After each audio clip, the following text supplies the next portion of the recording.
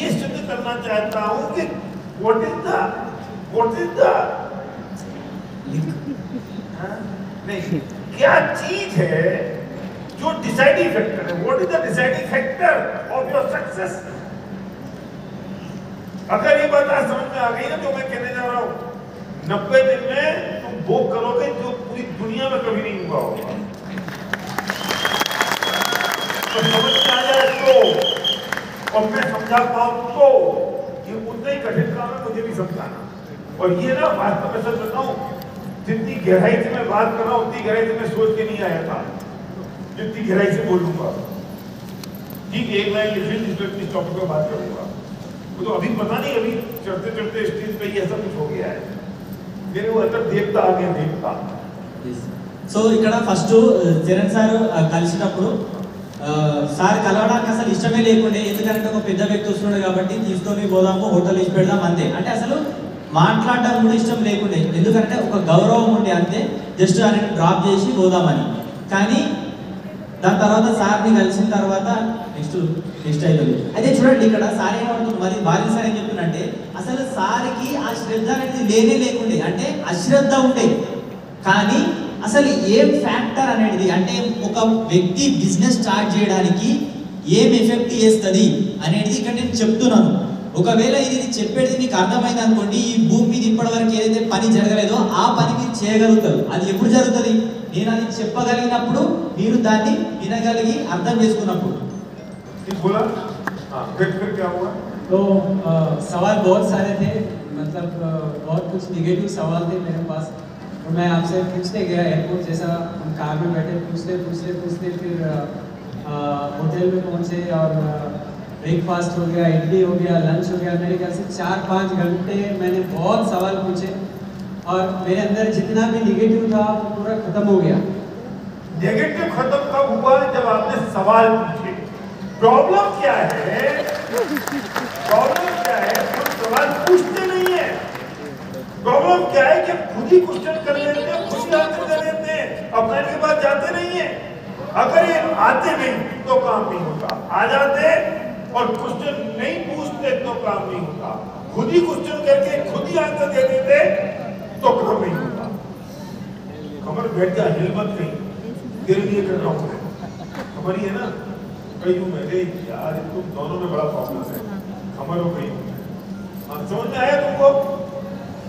तो क्वेश्चन पूछे, और किस तरीके से क्वेश्चन पूछे? समझने के लिए क्वेश्चन पूछे, गला पकड़ने के लिए क्वेश्चन नहीं पूछे।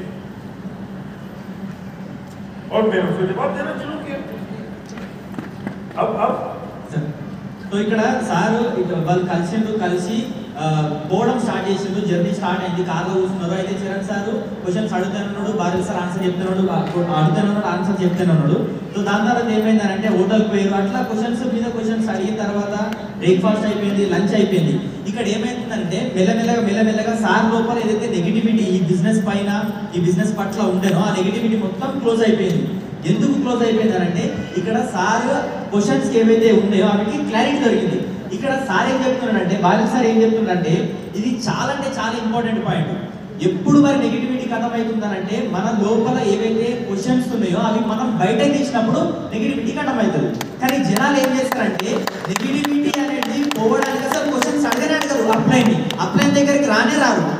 కేవలం వాళ్ళే క్వశ్చన్ అడుగుతారు, వాళ్ళే ఆన్సర్ చెప్పుకుంటారు. ఆ క్వశ్చన్ మీ లోపలనే ఉంటుంది కాబట్టి ఆ నెగిటివిటీ అనేది మీ లోపల నుంచి పోదు, అప్పుడు పని జరగదు.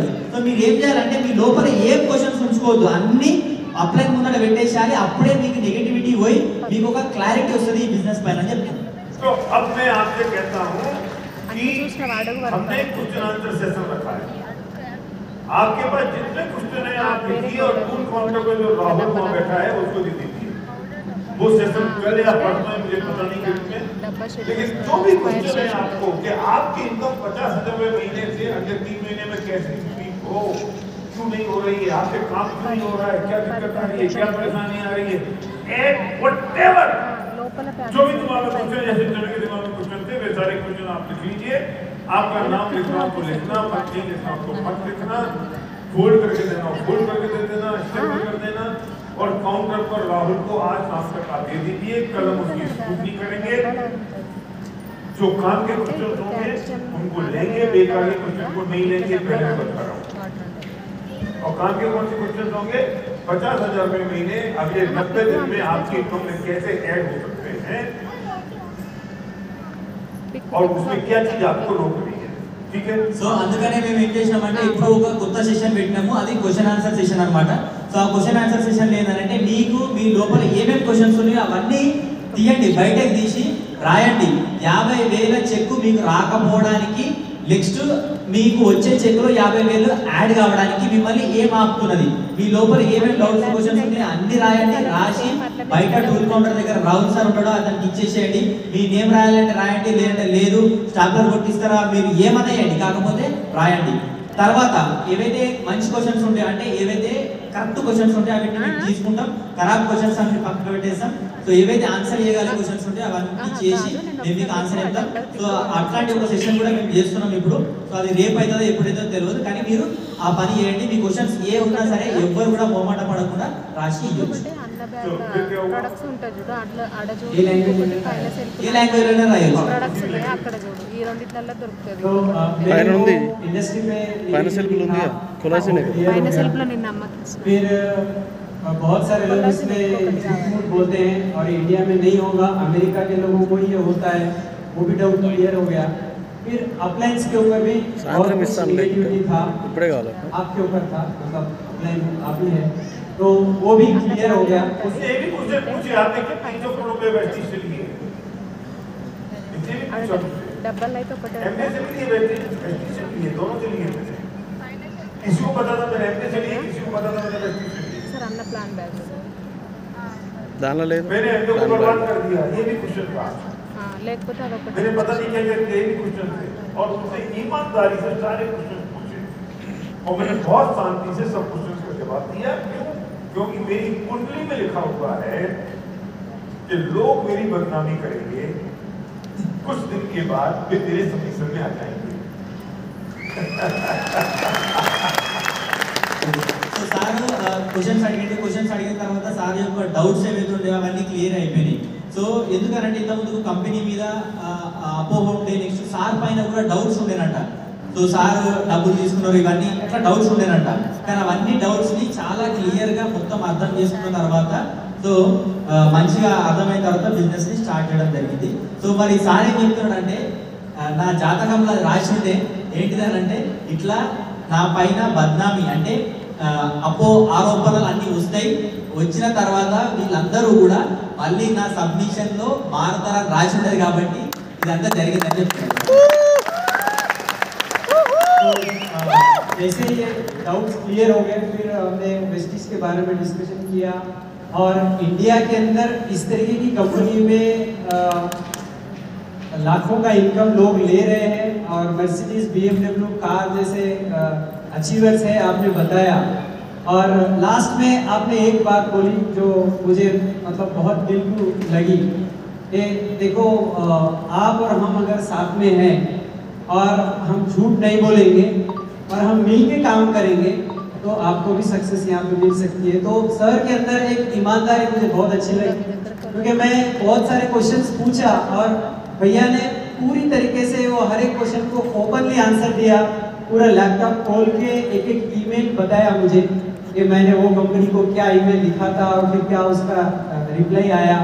तो इनकी सच्चाई और इनका जो ऑनेस्ट ईमानदारी है वो मुझे अच्छी लगी. फिर इन्होंने बोला कि हम आपको हेल्प करेंगे, आप और हम मिलकर अगर काम करेंगे तो ये जो लाखों में इनकम और मर्सिडीज बेंज जैसी जो गाड़ियाँ जो इन्होंने फोटोज में दिखाई थी वो हैदराबाद में भी हो सकता है, ऐसा उन्होंने बताया. तो वो बात पे हमने भरोसा कर लिया. शाम को 5 बजे सवेरे से लेकर वो उतने घंटे डिस्कशन के बाद 5 बजे एक कंक्लूजन आ गया कि चलो ये बिजनेस को करना है. फिर वहाँ से हमने काम को अब रुको.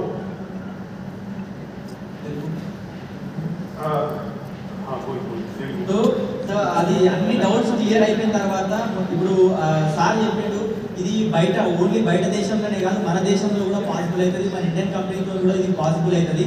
సో పాసిబుల్ అయిన తర్వాత సక్సెస్ చూసిన తర్వాత అన్నీ అయిన తర్వాత సో అంటే ఎవరైతే బెంజ్ BMW కార్ చూస్తున్నారో వాళ్ళన్నీ చూసిన తర్వాత లాస్ట్ ఒక్క మాట చెప్పిందంట బాజీ సార్, అది చరణ్ సార్కి చాలా బాగా నచ్చిందనంట. నచ్చిందంట. ఏంటిదంటే నేను ఇన్ని క్వశ్చన్స్ అడిగినా కానీ సార్ ప్రతి ఒక్క దానికి ఓపెన్ గా అంటే ప్రూఫ్ తో సహా సమాధానం చూపించిండు, చెప్పిండు. దాని తర్వాత లాస్ట్ ఏమైందంటే సార్ లోపల ఉన్న అంటే బాగిల్ సార్ లోపల ఉన్న ఇమాన్దారి అంటే నిజాయితీ, ఆనెస్టీ అనేది చాలా బాగా నచ్చింది. నచ్చడం వల్లనే ఈరోజు సార్ బిజినెస్ ని బిల్డ్ చేస్తున్నారు. ఎందుకంటే నేను మీకు హెల్ప్ చేస్తా, ఇలాంటి అబద్ధం లేదు. సో మనం కలిసి పనిచేద్దాం. కలిసి పనిచేస్తే బయట ఏవైతే సక్సెస్ ఆడి, BMW, మర్సిడీస్ ఉన్నాయో అవి మన హైదరాబాద్ లో కూడా వస్తాయి. మనం కలిసి పనిచేద్దాం అనే ఒక మాట ద్వారా సార్ వాళ్ళు ఈరోజు కలిసి పనిచేస్తారు.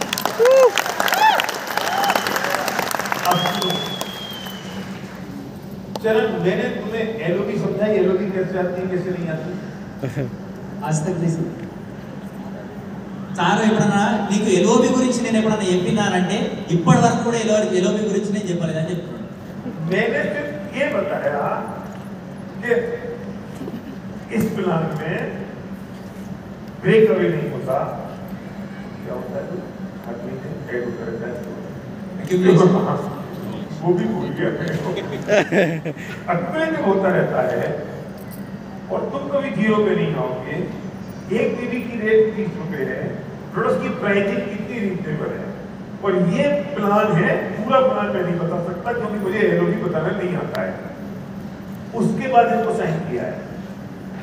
कैलकुलेशन और LOB is not important, important is Shraddha. Calculation అనేది ఇక్కడ ఇంపార్టెంట్ కాదు. ఎందుకంటే సారు ఇవన్నీ ఏం చెప్పలేదు. ఎందుకంటే సార్కి అసలు యాక్చువల్గా ఎల్ఓబి గురించి చెప్పడం కూడా రాదు కాబట్టి చెప్పలేదు. ఇంకొక విషయం ఏంటంటే ఇక్కడ జస్ట్ శ్రద్ధ మాత్రమే ఇంపార్టెంట్. జస్ట్ అక్కడ ఏం చెప్పిండు, ఇక్కడ అక్యుములేషన్ అవుతుంది. నెక్స్ట్ పీవీ రేట్స్ రీజనబుల్ ఉన్నాయి, 30 రూపాయలకు ఒక పీవీ ఉన్నది, ఈ బిజినెస్ లో పైసలు ఉన్నాయి. ఇంత మాత్రమే శ్రద్ధతో చెప్పడం వల్ల ఇది సాధ్యమైంది. క్యాలిక్యులేషన్ వల్ల సాధ్యం కాలేదు. క్యాలిక్యులేషన్ రాకున్నా సరే అని చెప్తున్నాడు. जब प्लान दिखाते हो कि बहुत इंपॉर्टेंट पॉइंट बोल रहा हूँ, इस बात का उछल जाना, तो जब आप प्लान दिखाते हैं तो उस प्लान का अगर 1 घंटे में कितना परसेंटेज होता है जब आप उसके ड्रीम पर, उसकी श्रद्धा को लूटने पर, उसको किसी और के द्वारा ये ड्रीम अचीव किया गया है इसकी रिलेटिविटी बताने पर कितना समय डालते हैं, और बाकी कैलकुलेशन प्रोडक्ट्स और बाकी पंचायत में कितना टाइम डालते हैं. చాలా ఇంపార్టెంట్ అనే విషయం. ఈ ఒక్క మాట ద్వారా మీరు పైకి ఎగిరి కింద కూర్చోవాలి. ఎందుకు అంత ఇంపార్టెంట్ అంటే మీరు చెప్పే ప్లాన్ లా ప్రొడక్ట్స్, క్యాలిక్యులేషన్స్ ఇంకా ఏవేవైతే ఎంత చెప్తున్నారో అవన్నీ ఇంపార్టెంట్ కాదు. ఇక్కడ మీరు ఎంత అయితే ఎక్కువ టైం ని మీరు మనకు డ్రీమ్ ఎక్సర్సైజ్ లో ఆ డ్రీమ్ ని బయటకు తీయడంలో, నెక్స్ట్ అట్లా డ్రీమ్ ఎవరైతే అచీవ్ చేస్తున్నారో వాళ్ళకు రిలేట్ చేయడంలో మీరు ఎంత ఎక్కువ టైం పెడితే మీ ప్లాన్ అంతా సక్సెస్ అవుతుంది అని చెప్తున్నారు.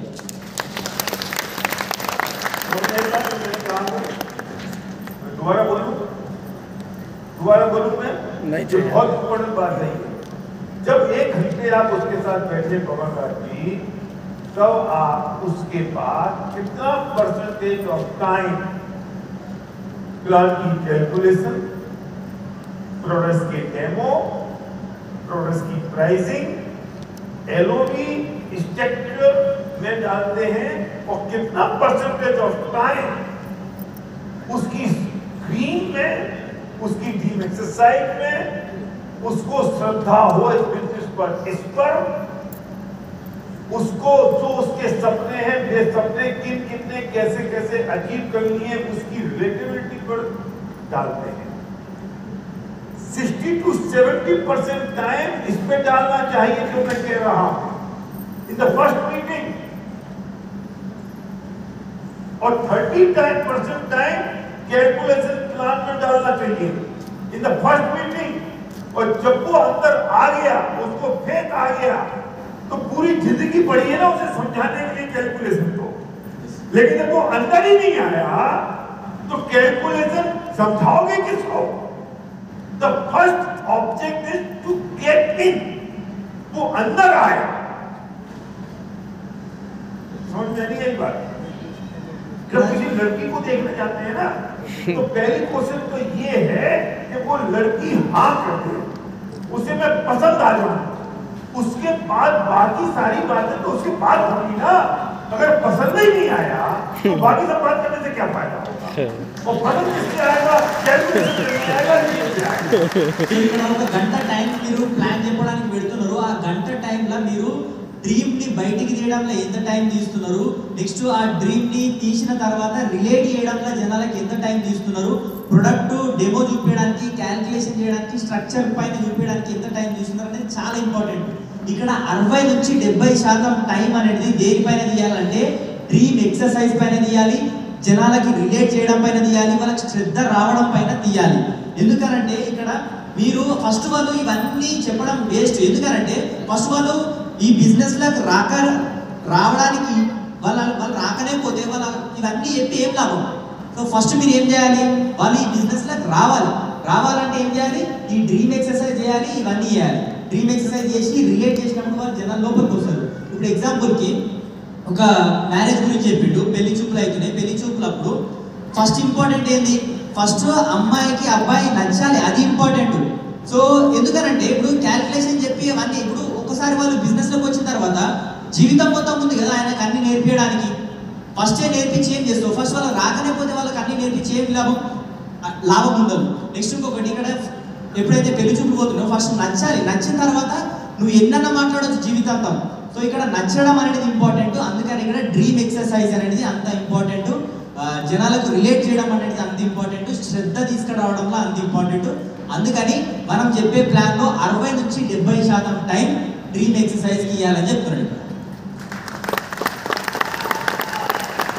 जब मैं तुम्हारे पास आया था तो ड्रीम की सक्सेस प्रोफाइल थी नहीं।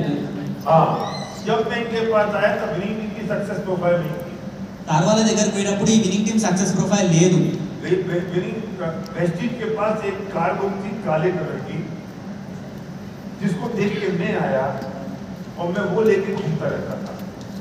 और मैंने इनको ये बताया कि देखो इनकी मछली जा गई, इनकी ऑडी आ गई, ये आदमी ऐसा था, ये आदमी ऐसा कर लिया, इसका चेक 10 लाख रुपए का है, इसका चेक आज 20 लाख रुपए का है, इसका चेक आज 25 लाख रुपए का है. ये सब मैं किनको बता रहा था, क्रॉस लाइन को. मेरा चेक नहीं था दिखाने को, मेरा चेक नहीं था दिखाने को. लोग इस बात को बोलो भाई से बोलो. मैं इच्छा थी बोलने की, पर बिना परमिशन के कैसे बोल सकता हूँ. परमिशन मिली तो मैं आया. कई लोग इस बात को रोते रहते हैं, मैं सही शब्द बता रहा हूँ, कि मेरा चेक दासू जी जितना हो जाए तो मेरे को तो आराम से ज्वाइन कर लेगा. अब दासू जी आपका पहला चेक कितने का था? 424. अब दासू जी ये सोचे, अगर दासू जी ने शुरुआत 424 रुपए से की, फिर वो आज जाकर 16-17 लाख रुपए पे पहुंचे. सलीम भाई का सेम स्टोरी है, जितने भी सब लोग यहाँ पर खड़े हुए हमारे साथ भी यही स्टोरी था, और उससे भी ज्यादा बुरी स्टोरी थी. मेरा ध्यान देना इस बात पे और ट्रांसलेट करके बताना. वेस्टीज का ब्रांच ऑफिस नया इनॉग्रेट हुआ जयपुर में. गौतम वाली जी उस ऑफिस को इनॉग्रेट करने आए. हम वहां पर खड़े हुए इनॉग्रेशन के इंतजार में, और इनॉग्रेशन हो नहीं रहा था. पता है क्यों? क्योंकि एएसएम ने आके बोला, वेस्टीज के एएसएम ने, सर हमारे क्राउन आ रहे हैं भरतपुर से. भरतपुर एक जगह राजस्थान, हम उनका इंतजार करें. और आपको पता है एसपी भारत और सर्वोच्च भारत का फिल्म क्या था उस समय? गोल्ड.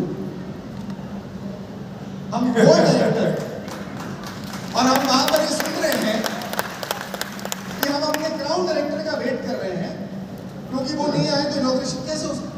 और वो एमए में था, ग्रीन टीम यूज करता था, हमारे एनोस नहीं था, लेकिन और वहां तो हमने दूसरे लोगों की सपोर्ट दे दिया था. हमारे बच्चा था समझ लो वो, और हम उसके इंतजार में खड़े रहे इस बात के लिए. और कौन 16 साल से जो डायरेक्ट सेलिंग के किंग कहे जाते हैं, जिनके जो व्यक्ति का इंतजार हो रहा है उसके गुरु, वो तो आगे पैर छूटा, और हम गोल्ड और वो क्राउन. और मुझे पता है वो पल हम खड़े हुए थे. उसके कुछ दिन बाद उसी ब्रांच ऑफिस में हमने मीटिंग कॉल की. हमारी टीम में प्लान दिखाने वाला कोई व्यक्ति नहीं. सर्वज्ञ भारती ने प्लान दिखाया और खुद ही होस्टिंग की. होस्ट भी कोई ऐसा था नहीं जिसको होस्टिंग दे सके कोई कर दीजिए कि भैया तू होस्ट कर ले, मुझे बुला ले प्लान दिखाने के. नहीं, मैं खुद ही करने वाले पता है कौन? एसपी बालाजी। उसके बाद लोग कितने लोग मुश्किल से कोई 8 9 और पीछे खड़े होकर जो वेस्टी के सेंटर मैनेजर हैं वो खड़े होकर देख रहे थे, देख तो नहीं ये लोग कैसे प्लान दिखाते हैं, कैसे बोलते हैं, क्या है ये लोग, क्योंकि नाम तो बहुत है इनका इंडस्ट्री। अब मैं थोड़ी और इन डेप्थ बात कहने जा रहा हूँ, उसकी पहले ट्रांसलेशन करना। సో ఇక్కడ చాలా మంది ఏడ్చుకుంటా కూర్చుంటారు ఏంటంటే బిజినెస్ అయితే స్టార్ట్ చేసినా కానీ నా చెక్ చాలా చిన్న ఉన్నది, నేను ఏం చెప్పాలి జనాలకి, ఇట్లా చాలా అంటే చాలా మంది ఏం చేస్తారంటే డిసప్పాయింట్ అవుతారు.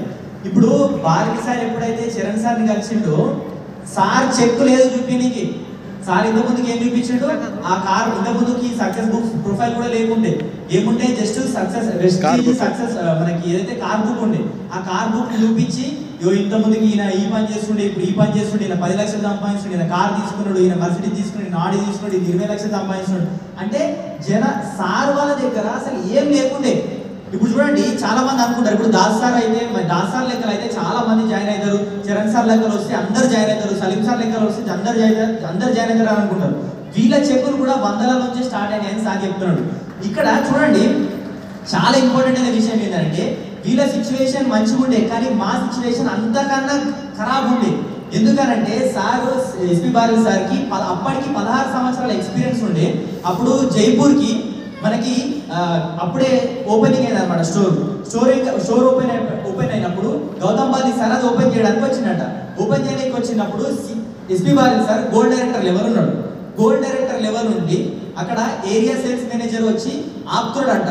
ఎందుకు అనంటే ఇనాగ్రేషన్ అంటే ఓపెనింగ్ చేయడానికి ఆపుతున్నాడు. ఎందుకనంటే భరత్పూర్ నుంచి ఒక వ్యక్తి ఎవరు ఆయన ఒక గ్రౌండ్ డైరెక్టర్ ఉండేనంట, ఆ గ్రౌండ్ డైరెక్టర్ రావడానికి 16 సంవత్సరాల ఎక్స్పీరియన్స్ ఉన్న వ్యక్తిని అక్కడ గోల్డ్ డైరెక్టర్ లెవెల్ ఆపిరంట. అంటే ఆల్మోస్ట్ ఓనర్ని మన గౌతమ్ బాలాజీ సార్ని కూడా ఆపిరంట. అంటే ఎంత సిచ్యువేషన్ ఉన్నది చూడండి.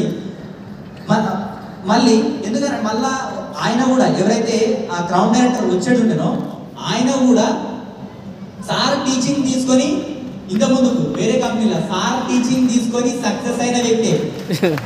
అట్లాంటి వ్యక్తి కోసం సార్ నాకు అలా విచిత్రం ఏంటంటే ఆ వ్యక్తి వచ్చి మళ్ళీ ఎస్పీ బాలాజీ సార్ కాలు పట్టుకున్నాడు. అంటే చూడండి ఎట్లా నుంచి అంటే సిచ్యువేషన్. మళ్ళీ కొన్ని రోజుల తర్వాత అదే ఇనాగ్రేషన్ అయిపోయింది, వెళ్ళిపోయారు. కొన్ని రోజుల తర్వాత అదే మీటింగ్ హాల్లో మళ్ళీ ఒక మీటింగ్ పెట్టుకున్నాడు సార్ వాళ్ళు. మీటింగ్ పెట్టినప్పుడు అక్కడ ఎవరు ఇప్పుడు చాలా మంది ఏమనుకుంటారు, ఒకరు మీటింగ్ చేయాలంటే హోస్ట్ ఉండాలి, ప్లాన్ చెప్పేటోళ్ళు ఉండాలి, వాళ్ళు ఉండాలి, వీళ్ళు ఉండాలి అని అనుకుంటారు. కానీ సర్వజ్ఞ బాలాజీ సారే హోస్ట్, సర్వజ్ఞ బాలాజీ సారే ప్లాన్ చెప్పేటోళ్ళు. ప్లాన్ చెప్పేటోళ్ళు లేరు, హోస్ట్కి ఇద్దామంటే కూడా లేదు, ఎందుకంటే ఛాన్సే లేదు అక్కడ. మళ్ళీ మీటింగ్ వినేటోళ్ళు ఎంతమంది, 8 మంది 9 మంది. సో వెనకాల నుంచి ఒక వ్యక్తి చూస్తుండట, ఏంటిదనంటే అరే వీళ్ళకు పేరైతే బాగున్నది కానీ చూద్దాం వీళ్ళు ఎంతవరకు చేస్తారు అని. అట్లాంటి సిచ్యువేషన్లో సార్ వాళ్ళు ఈ బిజినెస్ని స్టార్ట్ చేసిండ్రు అని చెప్తున్నాడు. మరి ట్రైనింగ్ ఇష్టోళ్ళు ఎవరు, ఎస్పీ బాలాజీ సార్. అంటే అప్పుడు సిచ్యువేషన్ ఎంత ఖరాబ్ ఉండే ఒకసారి మీరు ఆలోచన చేయండి. ఇప్పుడు సిచ్యువేషన్ మంచిగా ఉన్నది, పెద్ద బిజినెస్ అయింది కాదు, మనం ఏ సిచ్యువేషన్లో ఉన్నామో అదే సిచ్యువేషన్లో బిజినెస్ని స్టార్ట్ చేయాలి. సిచ్యువేషన్ కోసం వెయిట్ చేయొద్దు, నేను పెద్దగా అయినాక చేస్తా కానే కాదు, 0 నుంచి స్టార్ట్ చేయాలి. వాళ్ళు 0 కాదు మైనస్ల నుంచి స్టార్ట్ చేశారు కాబట్టి ఈ దాకా వచ్చిర్రు, దేనికోసం మనం వెయిట్ చేయొద్దని సార్ వాళ్ళు చెప్పడానికి ఒక ఇదంతా చెప్తున్నారు. नीचे से ऊपर जाते हो तो सोचने का तरीका अलग होता है, और जब नीचे हो ऊपर जा चुके हो और फिर ऊपर से धड़ाम नीचे गिरे हो उस समय सोचने का तरीका भी अलग होता है. చాలా ఇంపార్టెంట్ ఏంటంటే మనం కిందికి వెళ్ళి పైకి పోయినప్పుడు ఆలోచన చేసే విధానం వేరే ఉంటుంది. కానీ ఎప్పుడైతే కింది నుంచి పైకి పోయి ఒక్కడేసారి ధడక్న కింద వాడి మళ్ళీ లేవేసేటప్పుడు అప్పుడు ఆలోచన విధానం వేరే ఉంటుంది అని చెప్తున్నాను. सिचुएशन ये थी कि 16 साल इंडस्ट्री में हो चुके थे, 99 से लेकर 2015 की बात कर रहा हूं. जब मैं प्लान दिखाने के लिए खड़ा हूं और मैं कार बुक वेस्टीज का कार बुक दिखा रहा हूं और उसमें पहला पन्ना दिखाऊं और बताऊं कि देखो इनके पास 32 लाख रुपए की इनकम आती है, मर्सिडीज है, दूसरे पेज पे ये है, इनके इनकी इतनी इनकम है, इनकी मर्सिडीज है, तीसरे पेज पे ये इनकी मर्सिडीज है, और मैं करीब 20 लोगों की मर्सिडीज और ऑडी और BMW दिखा दूँ, उस समय मैं भी तो ये सोच सकता था कि यार पता नहीं 8-9 लोग जो नीचे बैठे हुए हैं मीटिंग में, वो ये सोच रहे होंगे कि भारी साहब तुमको तो 16 साल हो गए, तुम्हारी मर्सिडीज BMW ऑडी का, पर तुम्हारी छोड़ो तो तुम्हारा लड़का आ गया, अब तो प्लान दिखा रहा है तुम्हारा लड़का, तुम कर रहे हो ट्रेनिंग और मैं दिखाने के लिए तुम्हारे पास चेक और मैं दिखाने के लिए गाड़ी। उस समय सिर्फ एक चीज काम कर रही थी हमारे अंदर और वो थी श्रद्धा।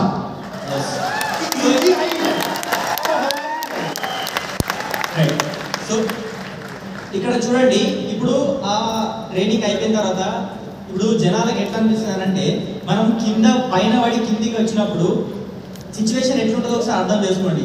సార్కి 16 సంవత్సరాల ఎక్స్పీరియన్స్ ఉండే, 16 సంవత్సరాల ఎక్స్పీరియన్స్ ఉన్నప్పటికీ కూడా ఈ బిజినెస్ లో మళ్ళీ సర్వజ్ఞ భారతి సార్ ఏం చేస్తున్నాడు, అక్కడ పోయి ప్లాన్ చెప్తున్నాడు. ప్లాన్ చెప్పి ఈయనకు మర్సిడీస్ వచ్చింది, ఈయనకు 10 లక్షలు వస్తుంది, ఈయనకు మర్సిడీస్ వచ్చింది, అట్లా ఒక 20-30 మంది ఫోటోలు చూపించిండు. ఒకసారి ఆలోచన చేయండి, అప్పుడు జనాలు ఏమనుకుంటుండొచ్చు, ఈయన 16 సంవత్సరాలు అయింది, ఈయన వేరేటలో ఫోటో చూపిస్తున్నాడు, మరి మీ చెక్ ఏది, మీ కార్ ఏదని అడిగితే ఎట్లుంటుండే. ఒకసారి ఆలోచన చేయండి, ఎంత ఖరాబ్ సిచ్యువేషన్ అది. కానీ ఆ సిచ్యువేషన్లో కూడా మేము పని చేయడానికి కారణం ఏంటంటే కేవలం మా లోపల శ్రద్ధ ఉంది, మాకు కూడా వస్తుందని.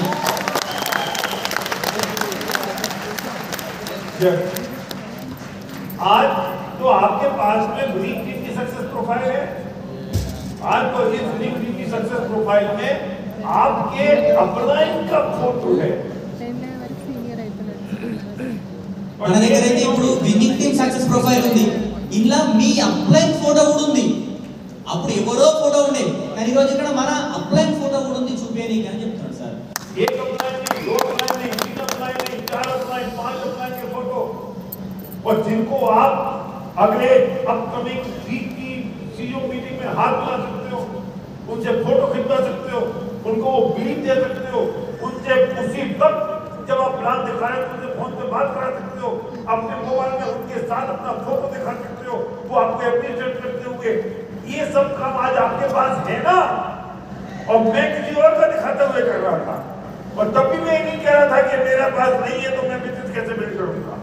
और जो भी सर्वे कह रहा था कि लोग इसलिए कहते हैं कि मेरे पास चेक नहीं है, कैसे बिजनेस बिल्ड करूंगा। अरे तुम्हें बिजनेस बिल्ड तब करना पड़ेगा जब चेक नहीं होगा, और उससे बिजनेस बिल्ड होगा। సో ఇక్కడ చూడండి, మన దగ్గర ఇప్పుడు ఒక అప్లైన్ ఫోటో ఉంది, ఇద్దరిది, ముగ్గురు, 5-10 మంది అప్లైన్ ఫోటో ఉంది, మన దగ్గర నంబర్ కూడా ఉన్నది, వాళ్ళతో దిగిన ఫోటోలు కూడా ఉన్నాయి, మనం అవి చూపించి బిజినెస్ ని తీసుకురావచ్చు. ఇక్కడ జనాలు ఏం చెప్తున్నారంటే, నా దగ్గర ఏం లేదు, నేను ఇట్లా చేయాలి. హలో, ఇక్కడ మనం చేయాల్సింది ఎప్పుడు అని అంటే, మన దగ్గర ఏం లేనప్పుడే మనం చేయాలి, ఉన్నప్పుడు చేయడం కాదు. లేనప్పుడు చేస్తేనే మనకు అన్ని వస్తాయి. ఎందుకనంటే చూడండి, మనము మన దగ్గర ఎంత దగ్గర ఉన్న అప్లైన్స్ మనం వీక్లీ మీటింగ్ లో వాళ్ళని చూపించచ్చు, వాళ్ళతో కలిపియచ్చు, వాళ్ళతో ఫోటో చూపించచ్చు, ఇవన్నీ ఉన్నప్పుడు మా దగ్గర ఏం లేనప్పుడు మేము అన్ని చేసినాము, మీ దగ్గర ఇవన్నీ ఉన్నాయి, మీరు ఇప్పుడు ఎంత పెద్ద బిజినెస్ ని బిల్డ్ చేయొచ్చు అని సార్ చెప్తున్నాడు.